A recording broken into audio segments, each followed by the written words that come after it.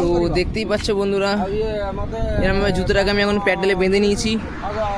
আর প্যাডেলে বেঁধে নিয়েছি কেননা প্যাডেল মারতে পারছি না এদিকের পায়ে, তাই এক পায়ে এগোনোর চেষ্টা করবো। তাই জন্য জুতোটাকে ফিক্স করে নিলাম যাতে এক পায়ে প্যাডেলটা মারতে পারি। তাই জন্য এখানে কারোর কাছে দাঁড়ালাম, একটু দড়ি নিলাম, এরকমভাবে যাত্রাটা এগোচ্ছি। আর এক পায়ে দেখা যাক কত দূরে এগোনো যায়, কারণ এই পাটাকে আমি বুঝ করতে পারছি না, খুবই কষ্ট হচ্ছে। আর হেঁটে হেঁটে অনেকটা দূর পথ কী করে যাবো সেটাই চিন্তা করছি, তাই জন্য এক পায়ে এখন এগোনোর চেষ্টা করছি।